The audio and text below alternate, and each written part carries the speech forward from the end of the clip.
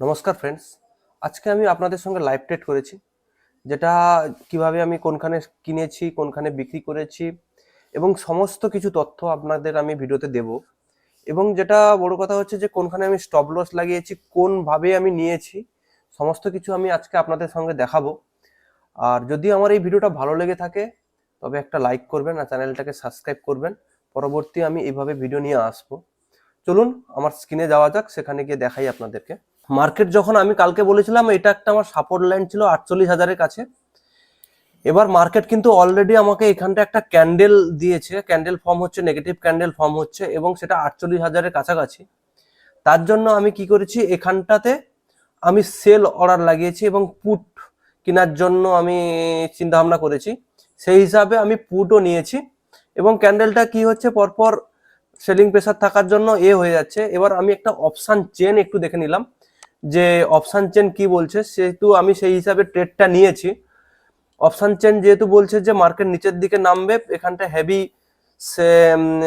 Call selling আছে, C selling আছে, মানে কল সেলিং আছে, সেহেতু আমি এখানটাতে পুট বাই করলাম। আচ্ছা, পুটটা আমি এইখানটাতে বাই করেছি এবং দেখা যাক মার্কেট কিভাবে ডাউনফল করে। আমি তো একটা আশা করছি এইভাবে একটা রেড ক্যান্ডেল হওয়ার জন্য, সেই হিসাবে নিয়েছি।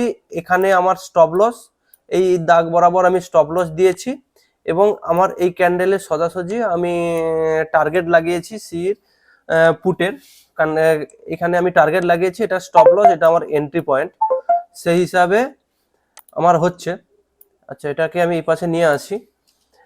আচ্ছা, আমার অর্ডার অ্যাক্টিভেট হয়ে গেছে। এখন আমার 30 টাকা 16 টাকা এভাবে আমাকে দেখাচ্ছে এখন, এবং একটা মার্কেট এবং ডাউনফলও দেখাচ্ছে। এই ক্যান্ডেলটা একটা ডাউনফল দেখাচ্ছে। এখন 90 টাকা 84 টাকা এইভাবে হচ্ছে, মার্কেট ডাউনফল দেখাচ্ছে। সেই হিসাবে আমি কিন্তু ওয়েট করেছিলাম, কারণ হচ্ছে এই বরাবর, এই 48,000-এর বরাবর এটা কিন্তু হেভি সেলিং প্রেসার একটা ছিল।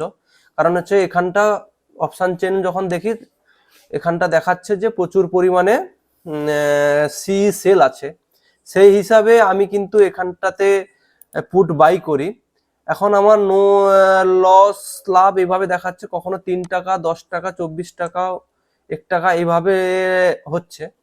কিন্তু তবুও আমি ওয়েট করেছিলাম, কারণ হচ্ছে মার্কেট, আমি কিছুটা এর পরও ওয়েট করতাম, কিন্তু দেখলাম যে মার্কেট নিচে নামছে কিন্তু অপশানে মানে পুটের প্রাইস বাড়ছে না। কিন্তু সেই হিসাবেও এখন বর্তমান আমার যেটা হচ্ছে যে 180 টাকা 100 260 টাকা এভাবে প্রফিট হচ্ছে, কিন্তু অলরেডি আমার কিন্তু টার্গেট চলে এসছে।